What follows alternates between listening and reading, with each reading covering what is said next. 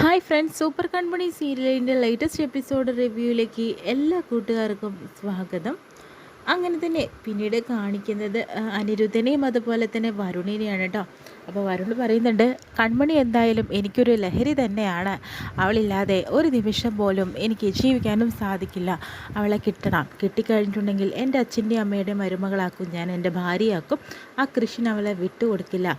പിന്നെ അനിരുദ്ധൻ സാർ, നിങ്ങൾക്ക് ഈ പൈസ ഇരിക്കട്ടെ എന്ന് പറഞ്ഞിട്ട് കൈക്കൂലി പോലെ കൊടുക്കുന്നുണ്ട്. അതെന്തിനാന്ന് വെച്ചിട്ടുണ്ടെങ്കിൽ നിങ്ങൾ കൂടെ നിൽക്കണം. അയ്യോ, നമ്മൾ തമ്മിലുള്ള ബന്ധം അനുസരിച്ച് ഇതൊന്നും വേണ്ട എന്ന് പറയുമ്പോൾ അത് വേണം, എന്നാലാണ് ബന്ധങ്ങൾക്കൊക്കെ കൂടുതൽ വില അറിയുള്ളൂ. അതുകൊണ്ട് തന്നെ സാർ ഇത് വെച്ചോളൂ എന്ന രീതിയിൽ തന്നെയാണ് കേട്ടോ പറഞ്ഞു കൊടുക്കുന്നത്. അതിനുശേഷം തന്നെ വീണ്ടും കൺമണിയുടെ വീട്ടിൽ തന്നെയാണ് കാണിക്കുന്നത്. കൺമണിയുടെ വീട്ടിൽ അമ്മായിമാരും അതുപോലെ ധനലക്ഷ്മിയൊക്കെ നിൽക്കുന്ന സമയത്ത് തന്നെയാണ് അപ്പം ഇനി പാരീസിലേക്കാണ് അച്ഛാ പോകുന്നത്. അപ്പം ഇനി കണ്ടു കിട്ടാൻ കൂടിയില്ല. അങ്ങനെ ഇംഗ്ലണ്ടുകാരിയായിരിക്കും നമ്മുടെ അപ്പ എന്ന് പറയുന്നു. ഇത് കേൾക്കാൻ ധനലക്ഷ്മിക്ക് ഒട്ടും സഹിക്കുന്നില്ല. പിന്നെ അതുപോലെ തന്നെ നമ്മുടെ ഭാമേച്ചിയും പോവുകയാണല്ലോ, അതുകൊണ്ട് തന്നെ എല്ലാവർക്കും സന്തോഷമാവാണ്ടിരിക്കുന്നത്. മോളെ, നിൻ്റെ ഭാഗ്യം തന്നെയാണ് ഇതൊക്കെ എന്ന് പറയുന്നു. അപ്പോൾ ധനലക്ഷ്മിക്കാണെങ്കിൽ നല്ല കുശുമ്പും തോന്നുന്നുണ്ട്. എന്തായാലും നമ്മുടെ ഭാഗ്യസമയം തെളിഞ്ഞു വരികയാണ്. ഇനി സന്തോഷമുള്ള ദിവസങ്ങളാണ് നമുക്ക് വരാനായിട്ട് പോകുന്നതെന്ന് പറയുന്നു. പിന്നീട് കൃഷ്ണയാണ് കാണിക്കുന്നത്. അങ്ങനെ അച്ഛൻ റൂമിനകത്തേക്ക് വരുന്നു കേട്ടോ. അങ്ങനെ സാഗർ പറയുന്നുണ്ട്, കൃഷ്, എനിക്ക് കുറച്ച് നിന്നോട് സംസാരിക്കണം എന്ന് പറയുന്നുണ്ട്. എന്താ അച്ഛാ? പിന്നെ നിന്നെയും കൊണ്ട് ഞാൻ ജർമ്മനിലേക്ക് പോകേണ്ട കാര്യം കൂടുതൽ സംസാരിച്ചിട്ടില്ലല്ലോ. നീ എൻ്റെ കൂടെ വരണം. ഞാൻ എന്തിനാണ് അച്ഛാ വരുന്നത്? വരണം.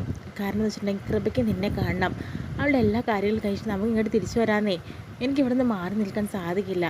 ശങ്കർ മോഹൻദാസിൻ്റെ പ്രോജക്റ്റ് അതെല്ലാം തന്നെ നടക്കും. നീ വന്നേക്ക് എൻ്റെ കൂടെ. പിന്നെ ആ കൺമണിയെ പാരീസിലേക്ക് കൊണ്ടുപോകണമല്ലേ, അതും നോക്കാം. നീ എൻ്റെ കൂടെ വന്നേ പറ്റുള്ളൂ. കാരണം കൃപ ആഗ്രഹിക്കുന്നുണ്ട് നിന്നെ. അപ്പോൾ നീ വരണമെന്ന് പറയുന്നു. പക്ഷേ കൃഷ്ണനാണെങ്കിലോ കൺമണിയെ എങ്ങനെ വിട്ടു പിരിയും എന്ന വിഷമത്തിൽ ഇരിക്കാട്ടോ ചെയ്യുന്നത്. അങ്ങനെ ഇനിയിപ്പോൾ ഞാൻ കൺമണിയോട് എന്ത് പറയും?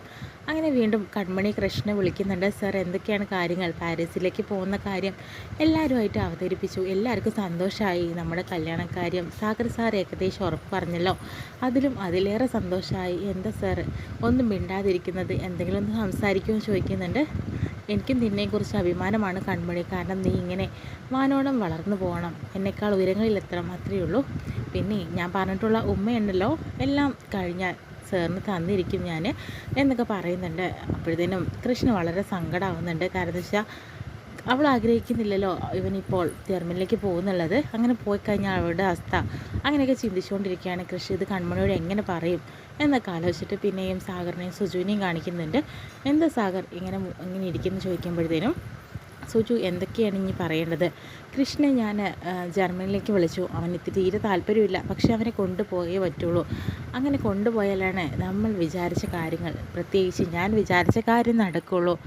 അങ്ങനെ നടന്നാലാണ് കൃഷ്ണൻ്റെ പെണ്ണ് ആരാണെന്നുള്ളത് തിരിച്ചറിയാനും സാധിക്കുള്ളൂ. എന്തായാലും നോക്കട്ടെ, എന്താ അവൻ്റെ അഭിപ്രായം. അവനൊട്ടും താല്പര്യമില്ല, ശ്രമിച്ചു നോക്കാം നമുക്ക് എന്ന് പറഞ്ഞുകൊണ്ടിരിക്കുക കേട്ടോ സാഗറും സുജും കൂടി. അപ്പോൾ സുജു പറയുന്നുണ്ട്, എന്തിനാ സാഗർ ഇങ്ങനെ റിസ്ക് എടുക്കുന്നത്? മാനസം തന്നെയല്ലേ നമ്മുടെ മരുമകൾ. അങ്ങനെ നമ്മൾ ഉറപ്പിച്ചാൽ പോരല്ലോ, കൃഷ്ണൻ കൂടി ഉറപ്പിക്കണ്ടേ? അവൻ്റെ ആഗ്രഹം നടക്കണ്ടേ? എന്തായാലും നമുക്ക് നോക്കാന്നേ എന്തൊക്കെ സംഭവിക്കാനായിട്ട് പോകുന്നതെന്ന്. ഇത്രയും കാണിച്ചുകൊണ്ട് എപ്പിസോഡ് വിശേഷം കഴിയുന്നത് പ്രമോ ആയിട്ട് കാണാം.